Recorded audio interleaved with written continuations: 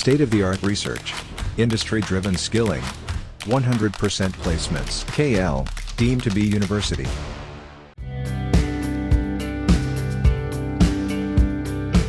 మధ్యంతర బడ్జెట్లో మేజర్ ప్రకటనలు ఏవీ ఉండవని స్వయంగా ఆర్థిక మంత్రి చెప్తున్నా సామాన్యుల్లో మాత్రం అనేక అంచనాలు ఉన్నాయి. అన్నిటికంటే ముఖ్యంగా పీఎం కిసాన్ కింద రైతులు పొందే మొత్తాన్ని పెంచవచ్చని ఆర్థిక నిపుణులు అంటున్నారు. ప్రస్తుతం ఈ పథకం కింద ఏడాదికి 6,000 రూపాయలు చొప్పునిస్తున్నారు. ఈ బడ్జెట్లో దానిని 9,000 రూపాయలకి పెంచవచ్చని సమాచారం.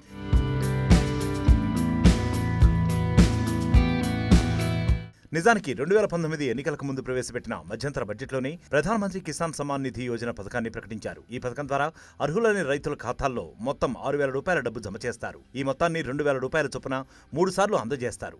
అంటే వ్యవసాయం కుంటుపడకుండా పెట్టుబడి సాయంగా దీన్ని పరిగణిస్తున్నారు. కోట్లాది మంది రైతులు ఇప్పటికే ఈ పథకంతో ప్రయోజనం పొందుతున్నారు. ఈ నేపథ్యంలో ఈసారి మధ్యంతర బడ్జెట్లో కేంద్రం రైతులకు మరో గుడ్ న్యూస్ చెప్పనుందన్న ప్రచారం జరుగుతోంది. డైరెక్ట్ బెనిఫిట్ స్కీమ్ ద్వారా ప్రధానమంత్రి కిసాన్ సమ్మాన్ నిధి కింద పొందే మొత్తాన్ని 9,000 రూపాయలకు పెంచవచ్చు అని అంచనా వేస్తున్నారు. దీనిని ఒక్కో విడతకి 3,000 చొప్పున 3 సార్లు అందిస్తారు. మరోవైపు మహిళా రైతులకు ఈ మొత్తాన్ని 12,000 రూపాయలకు పెంచే అవకాశం కూడా ఉందని ఊహాగానాలు కూడా వినిపిస్తున్నాయి. ఇది కాకుండా యువతకి ఉపాధి అవకాశాలను పెంచడానికి కొన్ని ప్రకటనలు ఉండవచ్చని సమాచారం. అంటే ప్రధానంగా గ్రామీణ ఓటర్లు యువతని ఎక్కువగా ఆకర్షించే నిర్ణయాలు తీసుకునే అవకాశం ఉందనేది ఆర్థిక నిపుణుల అభిప్రాయం.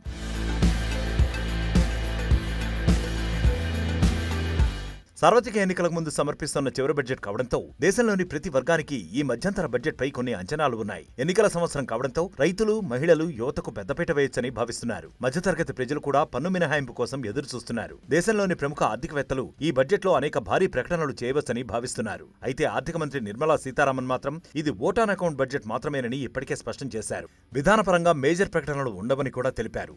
మరి మధ్యంతర బడ్జెట్పై వినిపిస్తున్న ఊహాగానాలు ఏ మేరకు నిజమవుతాయో చూడాలి. మరిన్ని వీడియోస్ కోసం ఛానల్ ని సబ్స్క్రైబ్ చేయండి. లేటెస్ట్ అప్డేట్స్ కోసం వాట్సాప్ ఛానల్ ని ఫాలో చేయండి. అండ్ లింక్ డిస్క్రిప్షన్ లో ఉంది.